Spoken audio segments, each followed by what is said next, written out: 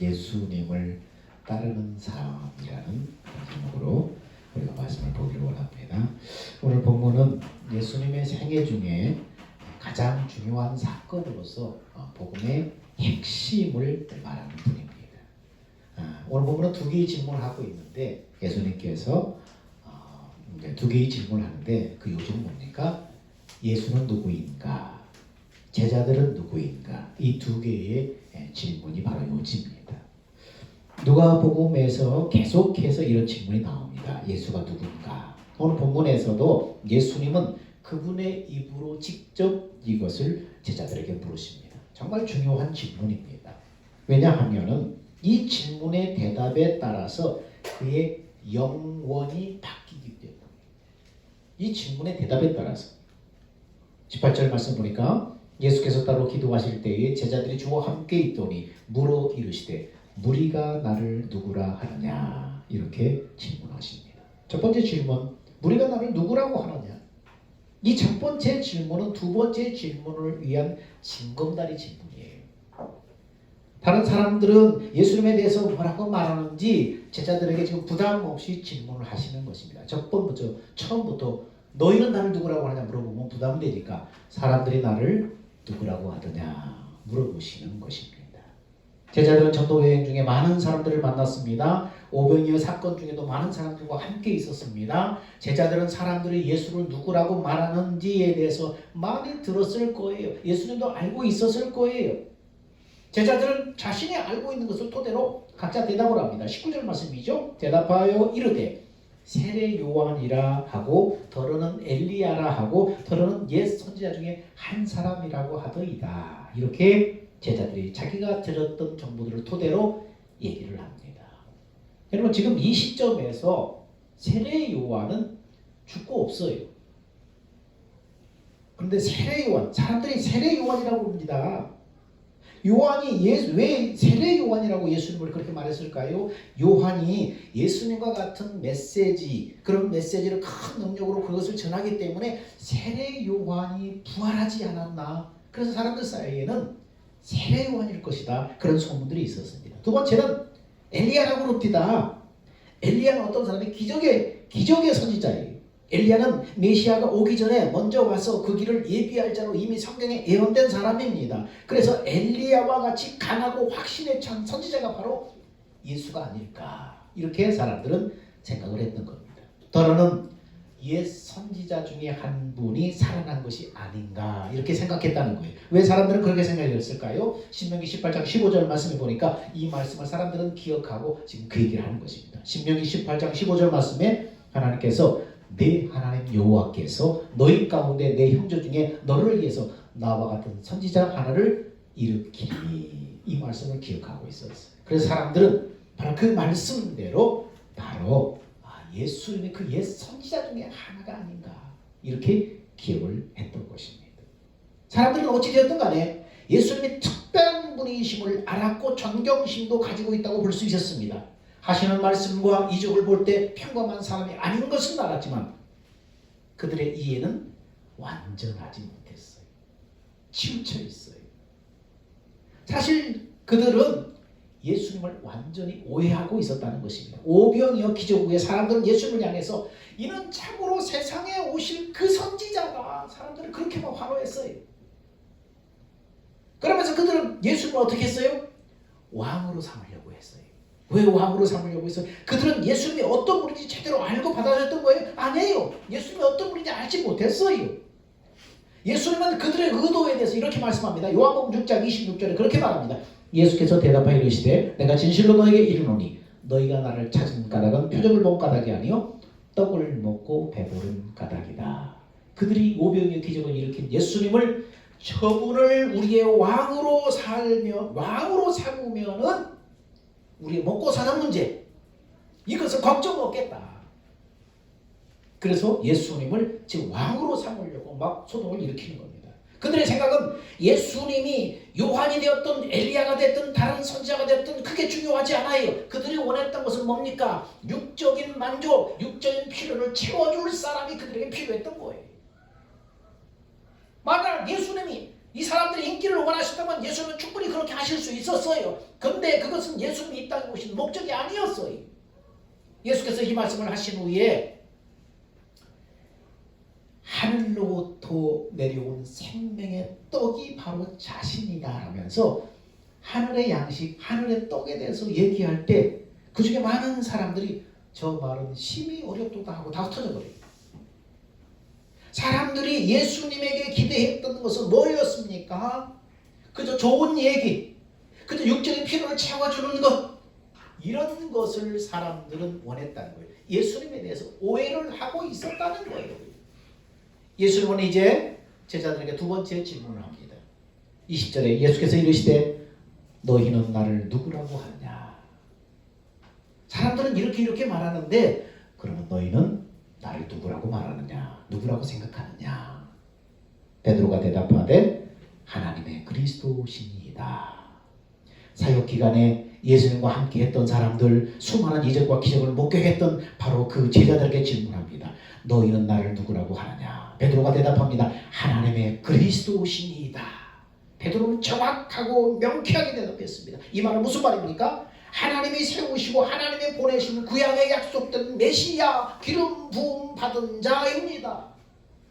베드로는 정확하게 얘기한 것입니다. 인류가 처음 범죄했을 때부터 하나님은 에덴 동산에서 메시아를 약속했어요. 아브라함과 언약을 맺으면서 그 자손을 통해서 세상의 온 민족이 복을 받을 것이라고 약속하셨어요. 다윗과 언약을 맺으면서 그 자손 중에 영원한 나라의 왕이 올 것에 대해서 말씀했습니다. 시편 2편에는 하나님의 기름 부은 받은 왕이 와서 세상을 심판하고 다스릴 것에 대해서 예언되어 있습니다. 바로 그분이 하나님의 그리스도예요.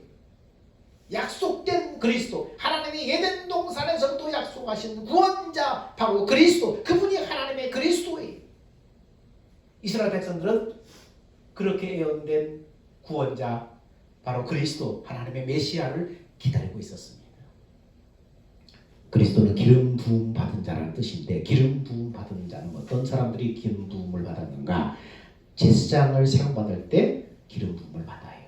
그 다음에 왕으로 임명될 때 기름 부음을 받아요. 선지자로 또 임명될 때 기름 부음을 받아요. 그런데 예수님은 뭡니까? 사람에게 기름 부음 받은 것이 아니라 하나님이 직접 기름 부으신 하나님의 그리스도라는 거예요. 그래서 하나님의 그리스도시니이다. 예수님이 전하시는 말씀으로 행하는 이적으로 자신이 하나님의 그리스도심을 계속해서 증명하셨습니다. 그래서 이 사실을 지금 제자가 고백한 거예요. 하나님의 그리스도이십니다. 근데 예수님이 좀 이상하게 말씀하십니다. 21절에 경고하사 이 말을 아무에게도 이르지 말라 하시고, 아니 그렇게 중요한 사실이라면 모두에게 전하고 하루빨리 많은 사람들에게 말해야 되지 않습니까? 그런데 예수님은 왜 경고까지 하면서 아무에게도 알리지 말라 이렇게 당부하시는 거예요? 왜요? 가장 큰 이유가 이어지는 말씀 속에 있는데, 그것은 하나님의 그리스도로서 해야 될 사역이 아직 남아있어요. 그 하나님의 그리스도로서 이 땅에서 해야 될 사역이 방해받지 않도록 아직은 말하지 말라 그러시는 거예요. 아직은 때가 아니에요. 하나님은 하나님의 그리스도로서 해야 될 일은 사람들의 기대와 전혀 다른 것이었어요. 예수님이 사람들의 그리스도로서 해야 될 그 일은 사람들이 기대하는 것과 다른 것이었어요. 사람들이 기대했던 메시아는 어떤 거였어요? 하나님의 기름 부음 받은 왕으로서 이 땅에다가 하나님의 나라를 건설하는 거예요. 자기가 사는 그 땅에다가 하나님의 나라를 만드는 거예요. 그 나라의 백성들은요, 하나님의 선택받은 이스라엘이어야 되고, 노마를 비롯한 이방인들은 그들의 집에 아예 놓여야 합니다. 이것이 그들이 기대하는 메시아의 모습이었어요. 그런 메시아를 기다리고 있었다는 거예요. 그들은 완전히 하나님의 보내신 메시아에 대해서 오해를 하고 있었다는 것입니다. 하지만 예수님을 하실 일은 그들의 기대와는 거리가 멀었다는 거예요. 안 그래도 사람들이 예수님을 자신의 욕심을 위해서 왕 삼으려고 했는데, 만일 예수님이 구약에 약속된 그 메시아, 바로 그 메시아라는 사실을 제자들을 통해서 소문 듣게 되면 그들은 더욱더 예수를 그들의 왕으로 삼으려고 했을 것입니다. 그래서 예수님은 자신이 하나님의 그리스도라는 사실을 아무에게도 아직 얘기하지 말아라. 아직은 때가 아니다. 그렇게 말씀하시는 겁니다. 예수님이 가시는 길은 제자들이 사람들이 기대했던 그런 길이 아니었어요. 세상에서 영광스러운 나라를 건설한 게 아니겠어요.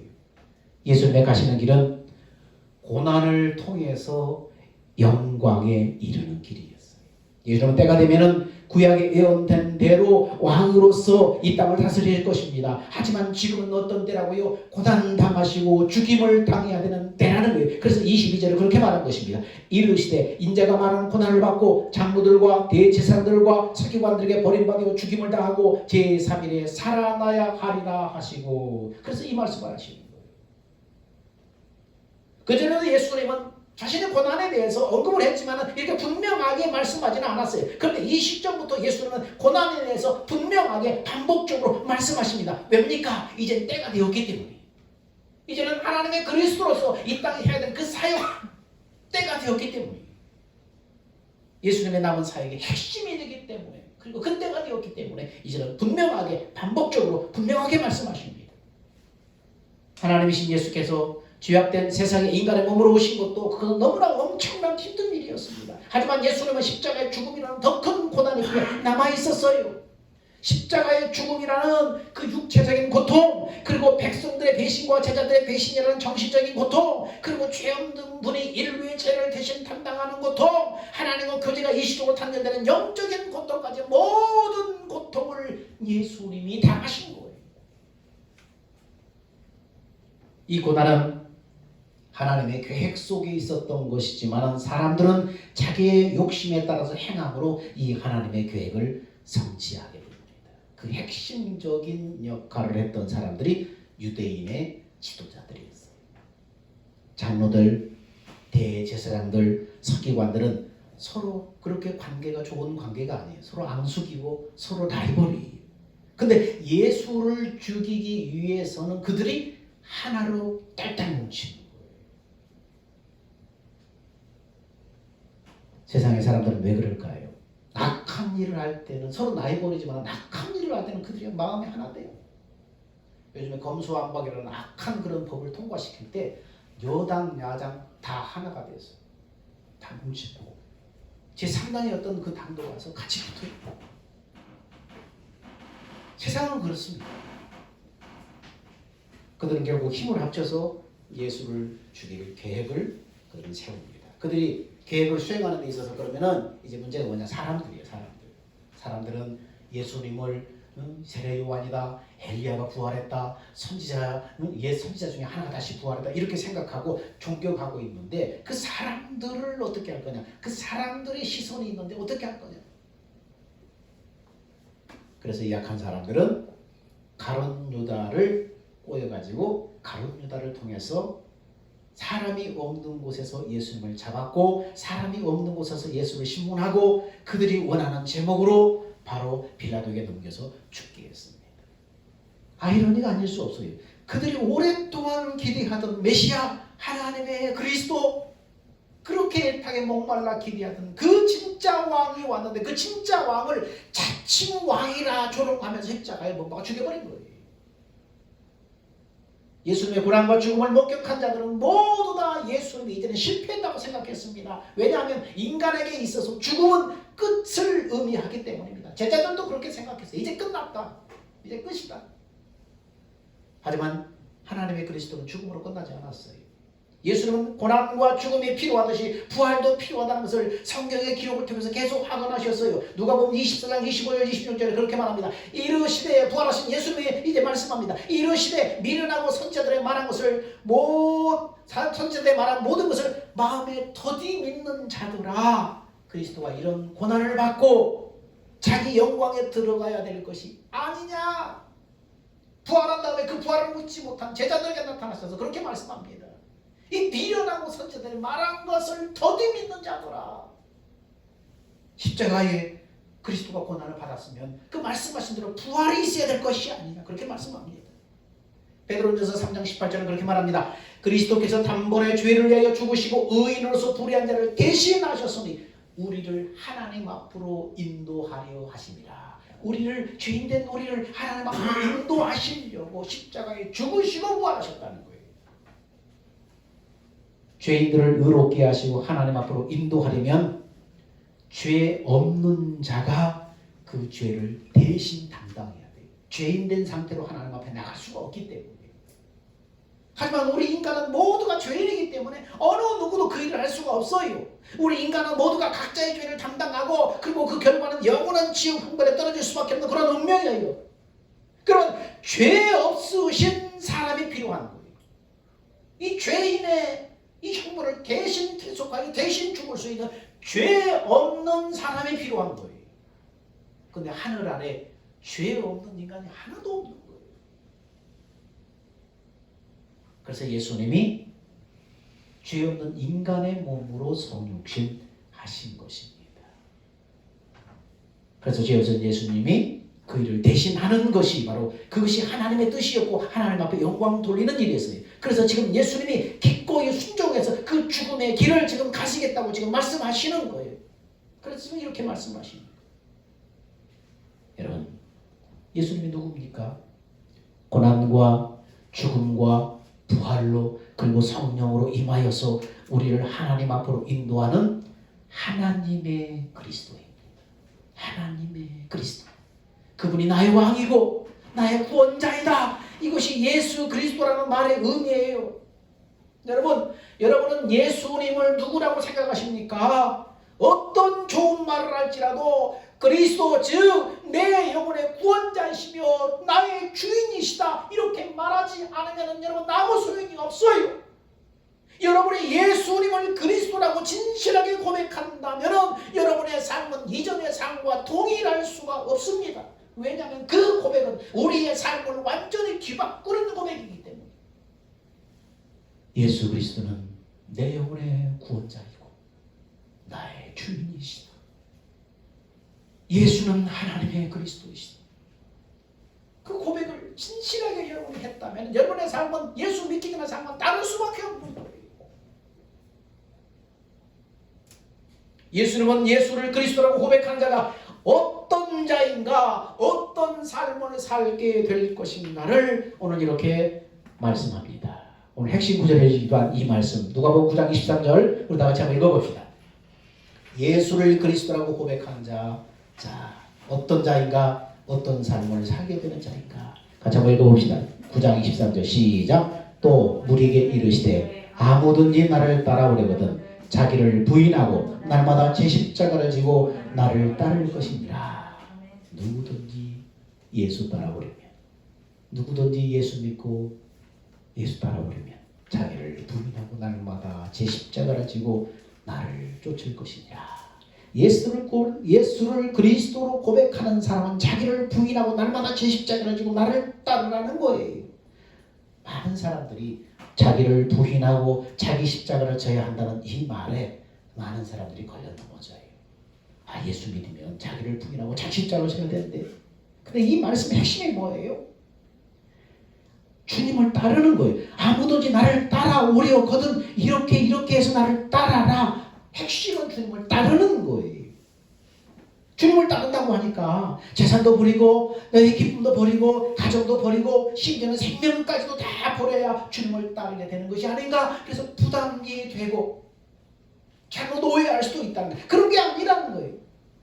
정말 주님을 알고 주님의 그 사랑을 알고 주님과의 깊은 사랑에 빠지니까 더 이상 재산이나 성공이 나를 매일 수가 없다는 거예요. 나의 생명까지도 아깝지 않게 여긴다는 거예요. 그 하나님, 그 주님이 그 사랑을 진짜 내가 알고 깨닫게 되니까 나머지 것들은 나를 매이지 못하는 거예요. 아깝지 않게 여겨진다는 거예요.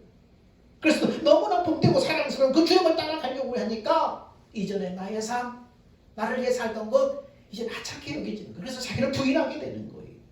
주님이 나를 따라오는 것이 아니라 내가 이제 주님을 따라가는 거예요. 그래서 더 이상 이제 주님 앞에 뭐 주세요, 뭐 주세요가 아니래요.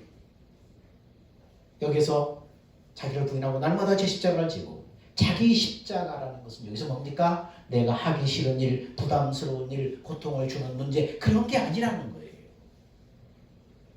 어떤 선교사 한 분이 오늘 목사님에게 찾아와서 그러더랍니다. 목사님, 제게는 아내가 십자가입니다.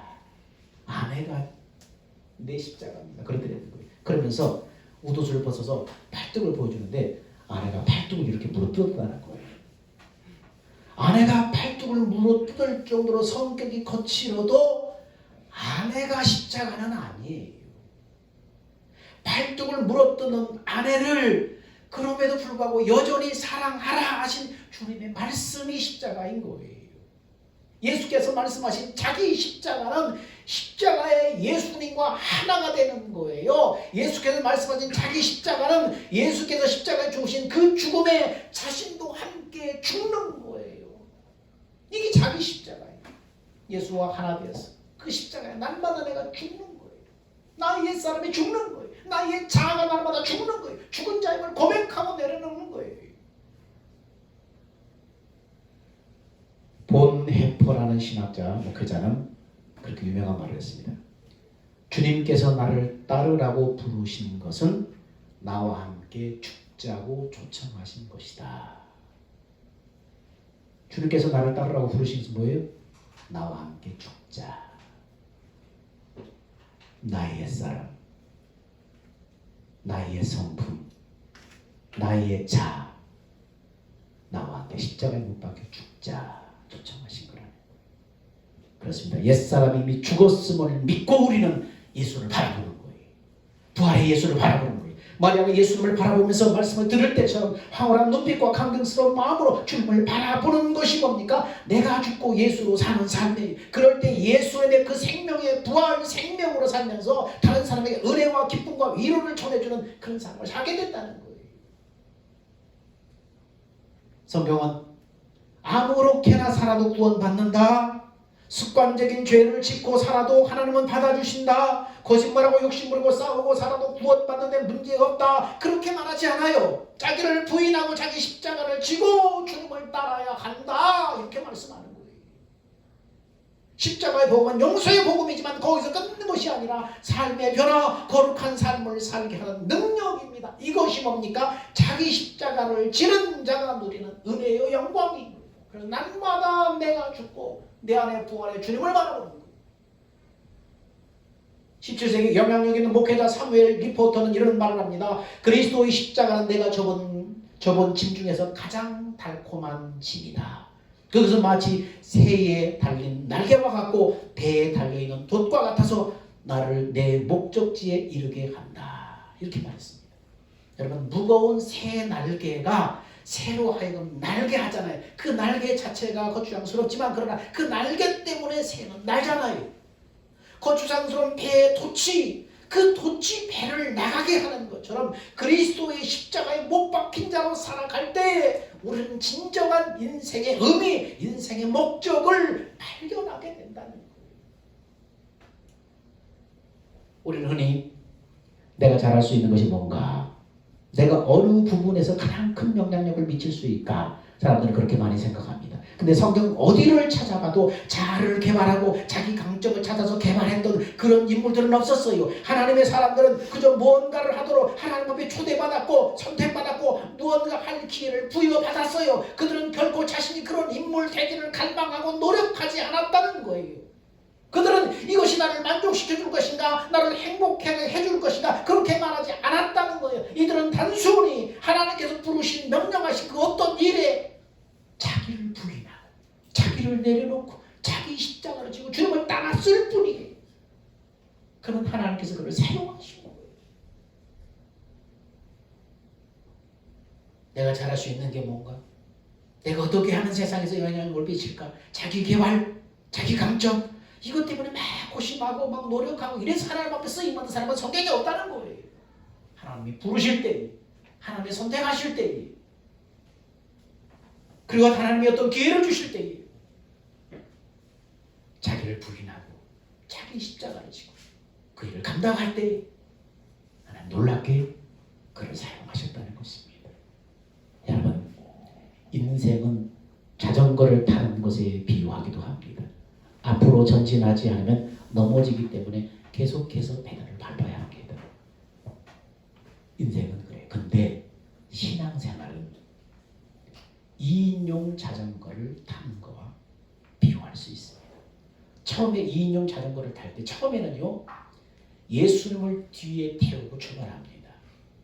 뒤에서 열심히 예수님의 페달을 밟아주니까 앞에서 신이 나서 막 전진을 합니다. 근데 시간이 점차 지나면서 믿음이 점차 자라면서 어느 순간 자리가 뒤바뀌게 돼요. 주님이 앞자리에서 핸들을 잡고 가시고, 전에는 내 뜻대로 신나서 가니까 어디로 가는지 예측이 되는데 이제는 달라졌어요. 주님이 핸들을 쥐고 앞서서 가시니까 어디로 가는지 보이지 않아요. 모를 때가 많아요. 근데 주님은 뭡니까? 나를 믿고 힘껏 페달을 밟으라고 명하시는 거예요. 나를 믿고 자기를 부인하고 네 십자가 지고 나를 믿고 따라와. 힘껏 제자를 밟으라. 예수님을 따르는 길은 험하고 좁은 길이지만 그 길은 어떻습니까? 생명의 길이에요. 복된 길이에요. 오늘 여러분에게 예수님은 누굽니까? 십자가의 고난과 죽음, 부활로 성령으로 임해서 우리를 하나님 앞으로 인도하는 하나님의 그리스도. 하나님의 그리스도. 그분은 내 영혼의 구원자이고 내 영혼의 주인이에요. 그 예수를 알고 그 예수님을 사랑함으로 나의 옛 자를 부인되고 예수와 하나 되어 날마다 십자가의 죽음에도 함께 주는 자기 십자가를 짐으로 내가 죽고 예수 생명, 예수의 마음으로 살아감으로 날마다 예수를 닮아가는 여러분의 되기를 주 이름으로 축원합니다. 기도합니다. 사랑과 은혜가 풍성하신 아버지 하나님, 은혜와 사랑을 감사합니다. 너희는 나를 누구라고 하느냐? 너희는 나를 누구라고 하느냐? 사람들이 아니라 바로 너희는 나를 누구라고 하느냐? 주님은 하나님의 그리스도이십니다. 내 영혼의 구원자이시며 내 영혼의 주인이십니다. 주님, 우리가 주님을 바로 알고 그렇게 한다면 어떻게 살아야 되는가? 날마다 자기를 부인하고 자기 십자가를 지고 주님을 쫓으라고 말하오니 주여, 우리도 그 길 가게 하여 주옵소서. 험하고 좁지만은 그 길이 생명의 길이고 복된 길인 것을 압니다. 내가 죽고 내 안에 예수를 바라보므로 예수님이 주시는 그 마음, 그 생명을 따라 살아가므로 날마다 예수 닮아가는 사람 되게 하여 주시옵소서. 생명 되신 예수님의 이름으로 기도하옵나이다. 아멘. 다 같이 기도하셔서 주님 다시 오실 때까지 주님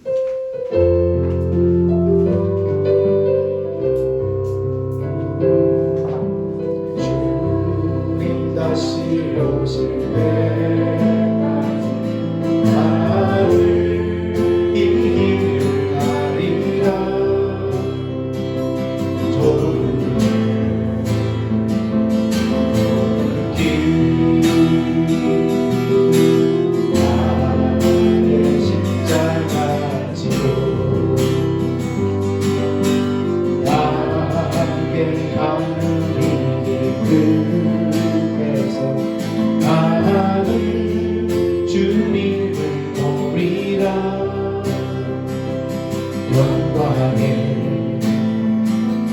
내 주님 나를 맞아주시네. 주님 다시 오실 때까지 나는 일어나 달려가리라. 주의 영광 온다 들 때 나는 일어나 노래하네. 내 사모하는 저에 온 세상 구주시려.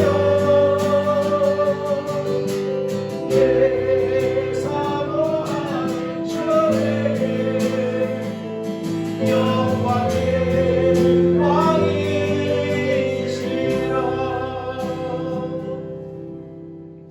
이제는 우리 주 예수 그리스도의 은혜와 감당할 수 없는 놀라운 만극하신 사랑을 부어주시는 하나님의 그 사랑과 성령의 내주 교제 교통 인도하심이 하나님의 사랑을 알고 너희는 나를 누구라고 하느냐는 질문에 주님, 나를 부인하고 날마다 제 십자가를 지고 가는 삶을 살아감으로 말미암아서 예수 닮기 원하는 제자의 삶을 살기 원하는 다른 성도들의 그 삶의 행실 위에 믿음 위에 이제부터 영원 무궁토록 함께 있을지어다. 아멘.